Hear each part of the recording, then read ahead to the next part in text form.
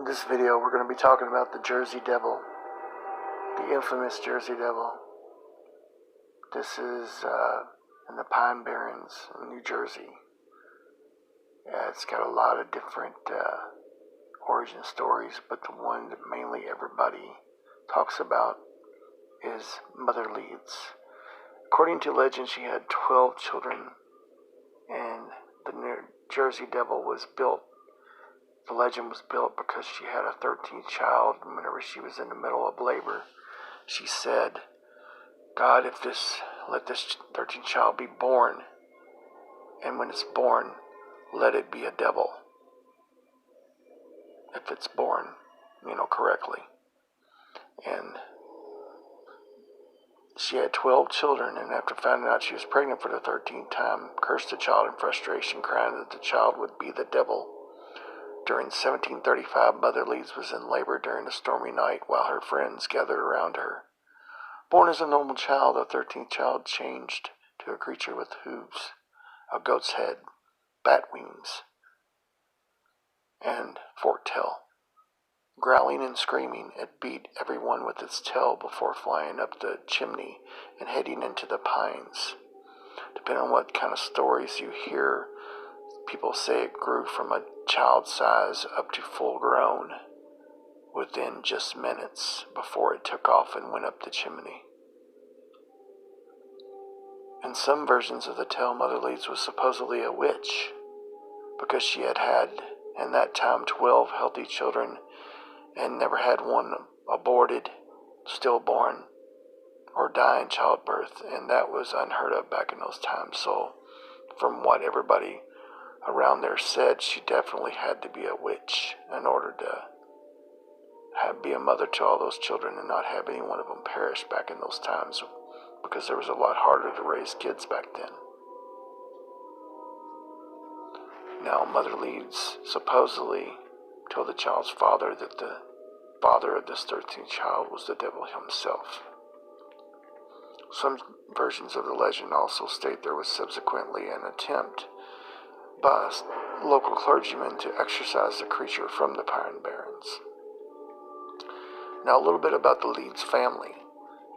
Prior to the early 1900s, before the series of reported sightings of the creature, during 1909, the Jersey Devil was referred to as the Leeds Devil or the Devil of Leeds, either in connection with the local Leeds family or the eponymous southern New Jersey town, Leeds Point.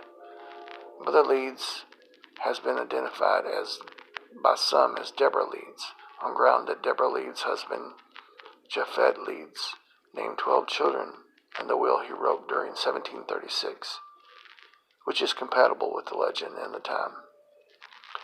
Deborah and Japhet Leeds also lived in Leeds Point of what is now Atlantic County, New Jersey, which is commonly known as the location of the New Jersey Devil story. Now, I'll say New Jersey Devil, depending on which one you go with. There is certain historians that theorize that the story of Mother Leeds, rather than based on a single historical person, originated from colonial southern New Jersey religion, political disputes that became the subject of folklore and gossip among the local population. According to this historian, folk legends concerning these historical disputes evolved through the years and ultimately resulted in the modern popular legend of the New Jersey Devil during the early 20th century. He contends that the colonial era political intrigue involved New Jersey politicians Benjamin Franklin and Franklin's rival almanac publisher Daniel Leeds, and resulted in the Leeds family being described as monsters. And it was Daniel Leeds' negative description as the Leeds Devil, rather than any actual creature. So that kind of gives you a little spin on it that you may not have heard before, with Benjamin Franklin and Leeds being at odds with each other over the almanac, and, Poor Richard's Almanac, as it was called back then. So anyway, much like Mother Leeds of the New Jersey Devil myth, Daniel Leeds third wife had given birth to 9 children, a large number of children even for the time. And his second wife and first daughter both had died during childbirth. Now, he had a strong allegiance to the British Crown, and he also had surveyed and acquired land in the Egg Harbor area located in the Pine Barrens. The land was inherited by Leeds' sons and family and is now known as Leeds Point, one of the areas in the Pine Barrens currently most associated with the New Jersey Devil legend and the alleged Jersey Devil sightings. English Quakers established settlements in this southern New Jersey area too, where the Pine Barrens are located. Daniel Leeds himself was a Quaker and a prominent person of pre-Revolution colonial southern New Jersey. He actually became ostracized by his Quaker congregation and brethren because he had publicized almanacs containing astrological symbols and writings, and back in these days that was deemed as a pagan or blasphemy, and they were censored and destroyed by the local Quakers.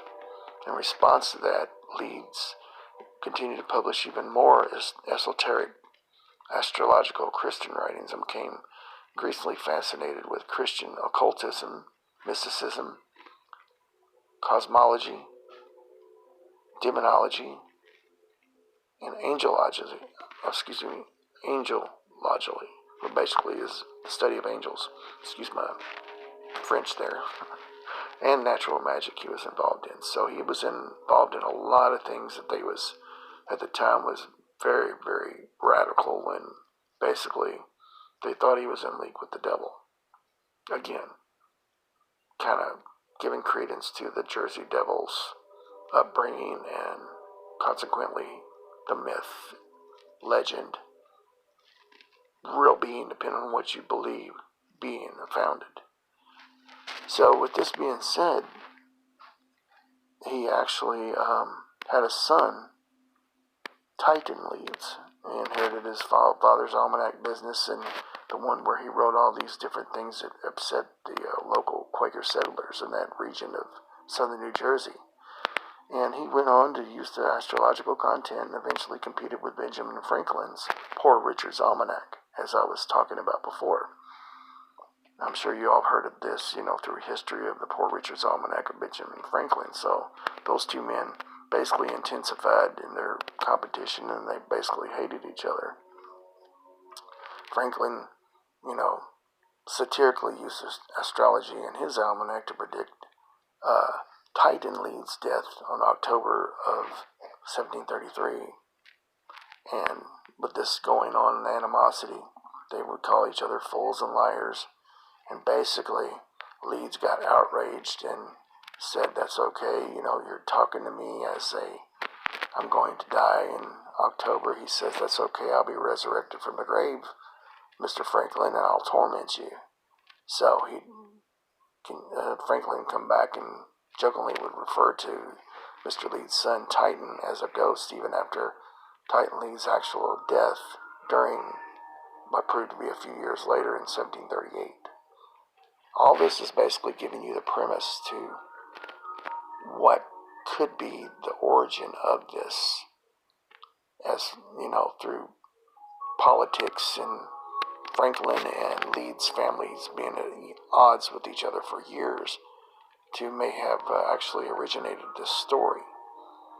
Now, I'll give you this side of this. It doesn't mean that there isn't a true monster / demon / depending on what you can believe. There has been people that saw it as having a demon head or a horse's head, having goat's legs, horse's legs. There's people that even believe it to be maybe a remnant of a flying reptile from back in the Ice Age. So depending on what you believe, I personally would like to believe that from what they're saying of it, with it having its large wingspan and the cry of the Jersey Devil, which, depending on what you've heard, is anything from a scream to a roar to a growl, depending on who sees it and what time of day or night they see it. I personally think that it may be some type of flying reptile, more to do with, if it's not a demon, it may be actually a dragon descendant. And I do believe in that. I do believe there was dragons. There's too many things across the world through historical documents that are basically known as fact that has dragon stories in those. So you can't tell me that everything that based on history that we consider a fact can also be considered a lie when it comes to dragons. There's just too many things that point towards it. Asian religion, even the Leeds family crest, now get this, has a dragon in their family crest. And that, what the New Jersey Devil is described as, have leathery wings and a horse's head. If you look at the way a dragon is portrayed, you could almost see them thinking back then they didn't have anything to actually base that on. So in America, you had wild horses. You had the horses they brought over from England when they came, and other countries. So why wouldn't it be something that they had to, basically related to? It could have been, most definitely could have been a reptile, lizard, dragon type being. And it could have had a roar that we've never heard of. So, because all these movies we watch, with, Lord of the Rings, all these medieval fantasy type books that we've read, and videos, and the video games we play, and the movies we watched, we don't know how any of these animals actually sound. So who's to say that that isn't the sound they're hearing, because they know the animals that live around there, and they also know the sounds of them, and these are sounds that they personally can never say. It's a wolf, it's a bear, it's an owl, it can, and all these different animals that are indigenous to the area.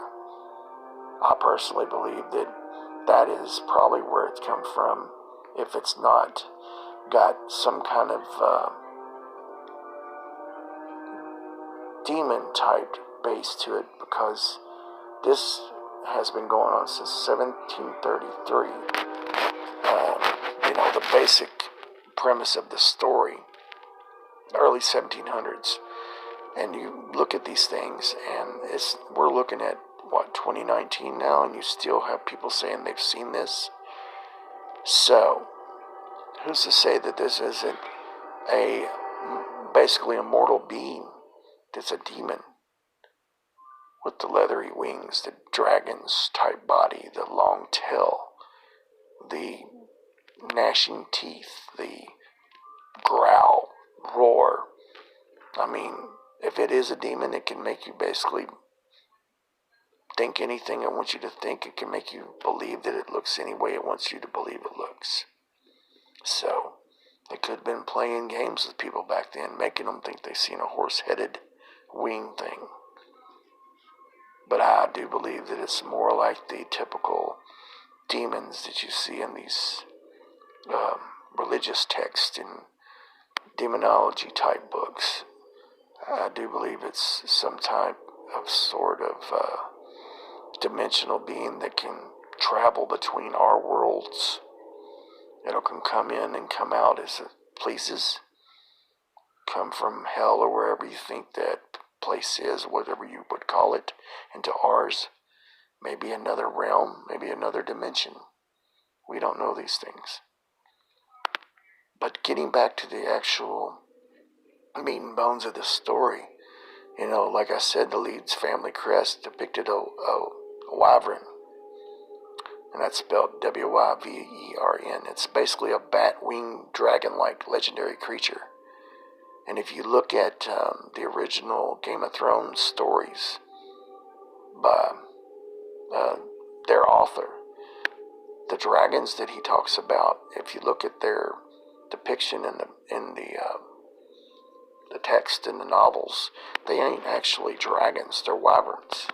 which means they've got really short front legs. They don't have, like a wyvern, they only have basically stands upright on two clawed feet, and it's got really small, appendages in the front where the wings are attached to. That's not an actual dragon like you would think. That's a wyvern, which is kind of close to a dragon, but not actually a actual dragon that you would think of, like magic and Dungeons and Dragons and whatnot. I think that's really interesting. Now, it also points towards, their bloodlines of being aristocrats and royalty and nobility, and it kind of helped facilitate the legends of the Leeds Devil. And if this is a demon, it could very easily know these things and make itself into that shape, because they can shapeshift. Now, there has been references to this Leeds Devil from, like I said, early 1700s and early 1800s. They said it would become a legendary monster in southern New Jersey. They started having things in the papers as early as the 18th century. Now, it says during the, I apologize. It says during 1859, the Atlantic Monthly published an article detailing the Leeds Devil folk tales popular among the Pine Barren residents,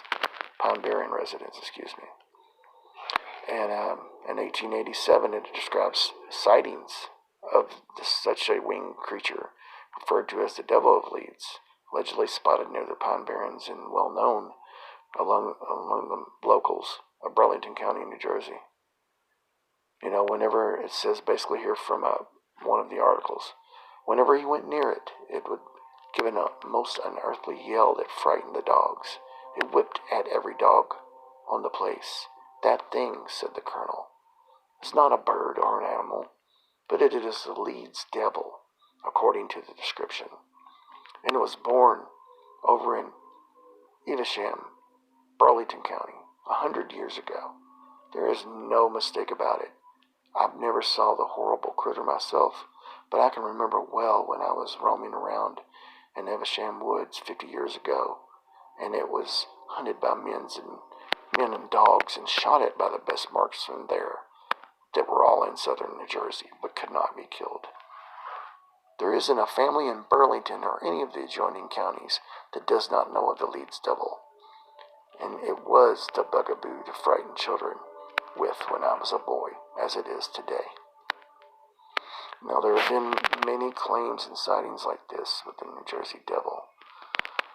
According to legend, while visiting the Hanover Millworks to inspect his cannonballs being forged, Commodore Stephen Decatur actually sighted a flying creature while he was working on his ammunition and fired cannonballs directly upon it.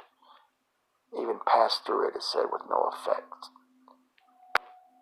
Joseph Bonaparte, the elder brother of Napoleon, also claimed to have seen the New Jersey Devil while hunting in his Bordertown estate around 1820. During 1840, the New Jersey Devil was blamed for several livestock killings. Similar attacks have been reported during 1841, accompanied by tracks and screams. In Greenwich, during December 1925, a local farmer shot an unidentified animal as it attempted to steal his chickens and then photographed the corpse. Afterwards, he claimed that none of the 100 people he showed it to could identify it. On July 27, 1937, an unknown animal with red eyes, as it's been known to have glaring red eyes that reflect back whenever you see it in the dark, had been seen by residents of Downingtown, Pennsylvania, back in 1937, and was compared to the Jersey Devil by a reporter from the Pennsylvania Bulletin on July 28, 1937. In 1951, a group of Gibbstown, New Jersey boys claimed to have seen a monster matching the devil's description. Claims of a corpse matching the Jersey Devil's description arose in 1957. During 1960, tracks and noises heard on Mays Landing were claimed to be from the Jersey Devil. And during the same year, the merchants around Camden, New Jersey, offered a $10,000 reward for the capture of the New Jersey Devil, even offering to build a private zoo to house the creature if it was ever captured. Now, back in 1909, there was a big incident that, kind of corroborated with these sightings of the New Jersey Devil. And this was during the week of January 26th to 23rd of 1909. Newspapers of the time published hundreds of claimed encounters with this New Jersey Devil from all over the state. So there wasn't just one area, this was all over New Jersey. Among alleged encounters publicized that week were claims of the creature that he attacked a trolley car in Haddon Heights and a social club in Camden. Police in Camden and Bristol, Pennsylvania actually were supposedly have fired on the creature multiple times to no effect. Again, leading credence to it being a supernatural creature, possibly a demon, because our laws of physics probably don't apply to it, being as our bullets don't hurt it. It's basically what I'm saying.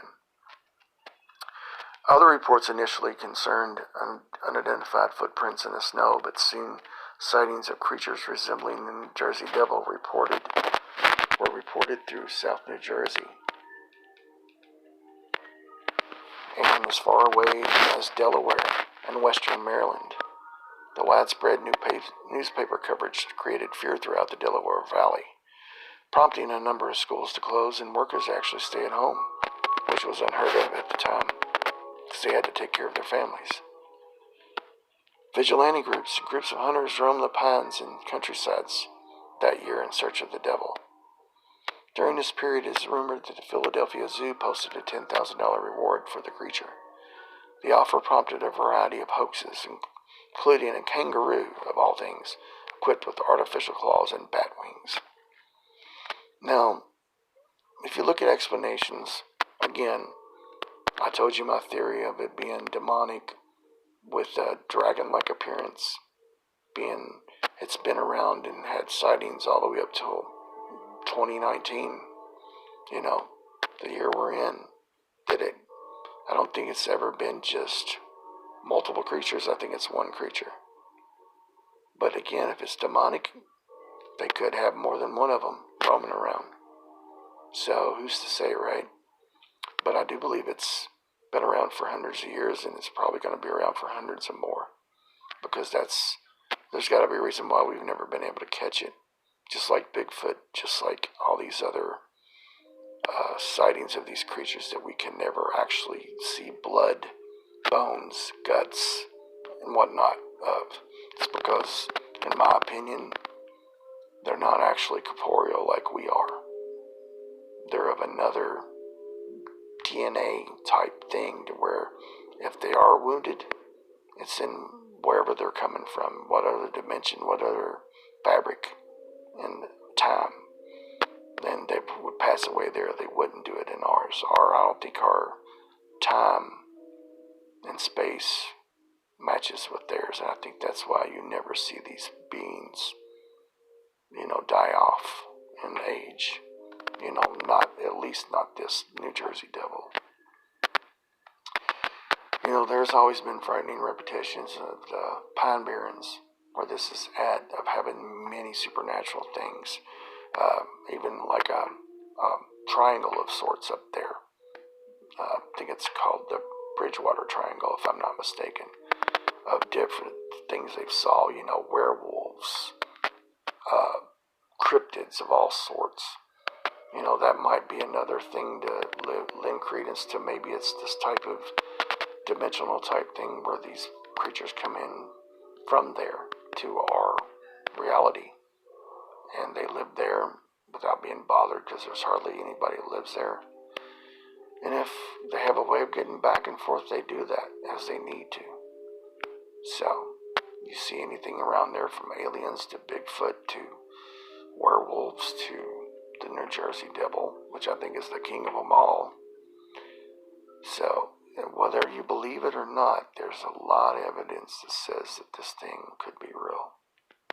There's been multiple photos taken of it over the years, but nothing is clear. And again, that's probably because it doesn't want to be photographed naturally. It can make itself disappear when it wants to. So, with that all being said, we got to look at it as what they thought it was.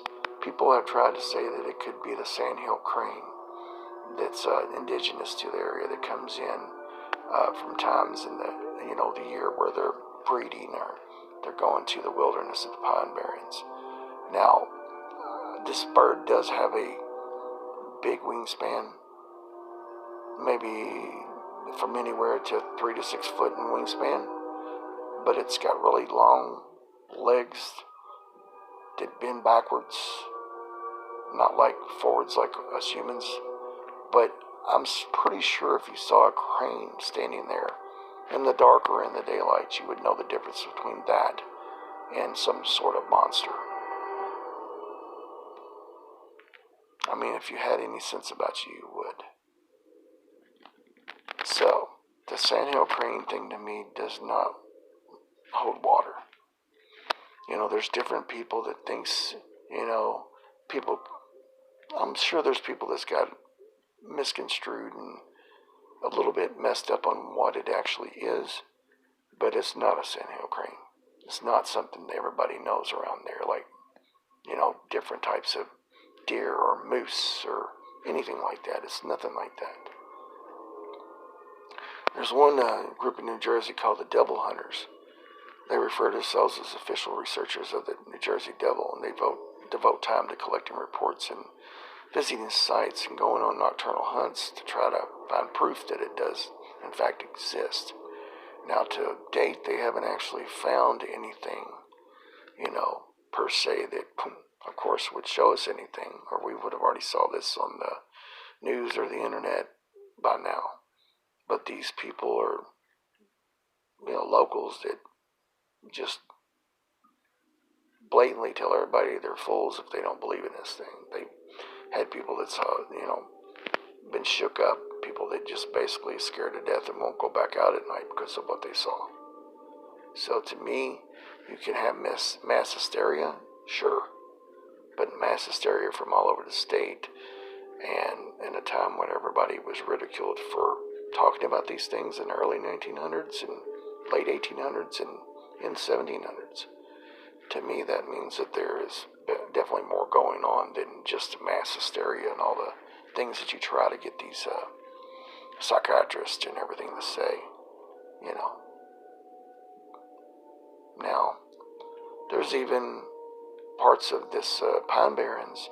There's supernatural creatures and ghosts, like I said, that they've seen in these pine forests, including even the ghost of the old pirate Captain Kidd. So, supposedly buried treasure in the Pine Barrens is sometimes allegedly seen in the company of the New Jersey Devil, the ghost of the Black Doctor, the benevolent spirit of an African-American doctor who, after being forbidden from practicing medicine due to his race back then, entered the Pine Barrens to practice medicine in the isolated communities of the Barrens, and is said to actually still be there to this day. He still is said to come to the aid of lost and injured travelers that get lost in there. There's a ghost of a black dog sighted there, which by many black dog legends is usually portrayed as harmless, the ghost of a golden-haired girl. A spirit of a girl is said to have been staring out to the sea dressed in white, mourning the loss of her lover at sea, and a white stag of all things, a ghostly white, see-through stag that is said to rescue travelers when they're lost and bring them from danger and lead them back out into the open to where they can get back to where they're came from. There's also folk tales concerning the blue hole. Now, this is interesting to me. It's an unusually clear blue and rounded body of water because most of the water around there is black, murky, muddy, and brown, basically. This is totally blue. It's devoid of hardly any life or anything in the water.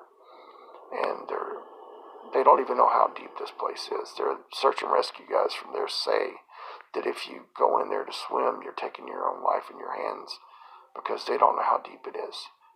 The guy, on this show that I saw said that there has been over 50 people that's been pulled from the waters there since he's been around in the last 10 years, 15 years of doing this.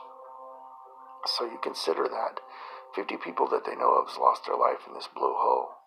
There's not to say that there hasn't been many, many more over the years that they don't know about.